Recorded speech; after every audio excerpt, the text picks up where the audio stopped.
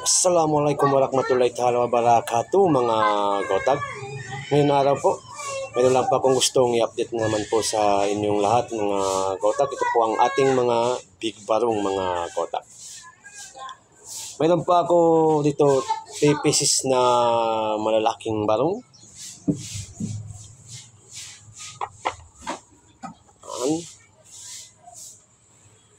At ito po ang pinakamahabang barong.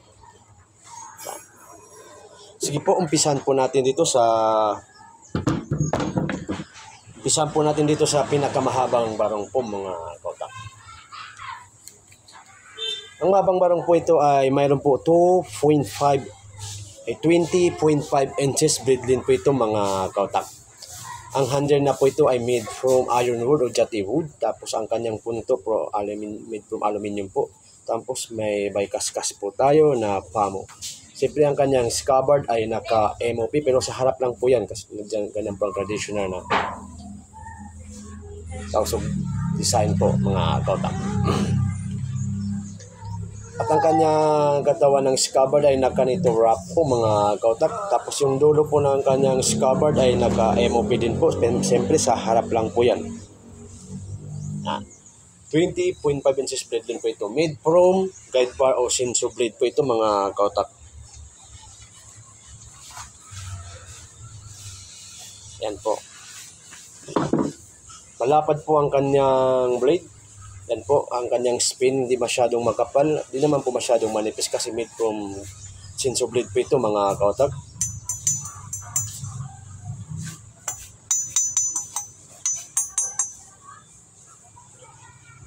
Ang presyo niya po ito ay 15,000 lang po mga kautak. Kung may interesado, PM lang po kayo sa ating page o comment lang po sa baba, pamain lang po mga kautak. Isa lang po ito ang unhans natin mga kautak. 20.5 inches blade din po ito mga kautak.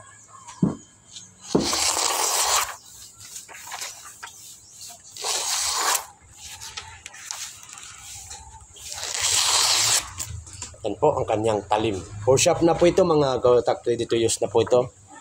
Yan po ang kanyang scabbard. Siyempre mayroon din po traditional na tela. Ito po ang ating shawit mga kautak. Susunod po natin, ito po ang ating pangalawang big barong. Yan. Ito po may 16 inches blade din po ito. Ang handle na po ito ay made from jati wood. Yan. Tapos ang kanyang punto ay made from brass. May kaskas na pamo. And then classic design po ito mga kautak. At set po ito sa mga kautak. Ang kanyang scabbard po ay made from jati wood din po or iron wood. Yan. Classic po ang design na ginawa namin dito. Yung ukit sa scabbard tapos may kunting inlay na MOP po. Ang blade niya po ito ay made from molly blade po mga kautak. Yan. Tapos ang pun types po siya. Malapad. Siyempre may kakapalan po ang kanyang spin. Dito tulad sa isa kanina. Medyo may kunting nipis kasi made from Shinso blade po yun or guide bar po mga kautak. 16 inches blade din po ito. Tapos may katabaan. May 3.5 inches po ang kanyang taba. Kakartis din po natin. Siyempre, ready to use din po ito. For sharp na rin.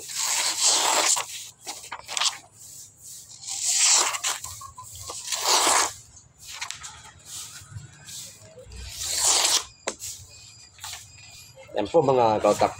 Ito po ay 12,000 lang po ito mga kautak. Kung mainteresado, PM lang po kayo sa ating page or comment lang po sa baba. Isa lang po ito ang available natin mga kautak.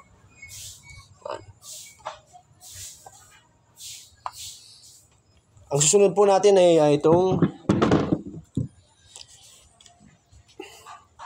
14.5 inches po ito mga kautak. Yan. Malapad din po siya. Pero mas malapad ng konti yung 16 inches blade din po. Ito po ang kanyang scabbard. Naka-MOP po sa harap. Tapos naka-nito wrap. Naka-MOP din po sa dulo. Ito po ang kanyang likod. May konting inlay na MOP. Tapos ito po ang kanyang handle. Made from mahogany wood po ito mga kautak. Tapos ang kanyang bycast kasi pinaghalong na bronze wire at saka pamo po mga kautak, at saka ito po ang punto niya ay aluminum po. Yan, made from molly blade po. Hindi muna natin po ito ikakat test. Siyempre ka-sharp na rin po ito pero hindi pa po siya kayang pumutol ng papel. Pero sa mga matitigas na bagay po, kaya niya po ito. Pero huwag kayong mag-alala pag na dagdagan ko ang kanyang sharp. Gagawin ko rin din po ito ng video na naka-paper cut test po mga kautak. At siyempre mayroon din po tayong nilagay na traditional tela na shawit po mga kautak. Sige po mga kautak, magsukol, and kung may interesado, PM lang po kayo sa ating page or comment lang po sa baba mga kautak. At sa mga nakapalo po sa aking page, maraming salamat po sa pagsuporta sa aming mga Tausug Local Pandayan. At sa hindi pa nakapalo dyan, please like and share and follow na rin po sa aking page para update kayo palagi sa mga bagong video na i-upload natin mga kautak. Sige po mga kautak, magsukulin. Alhamdulillah po.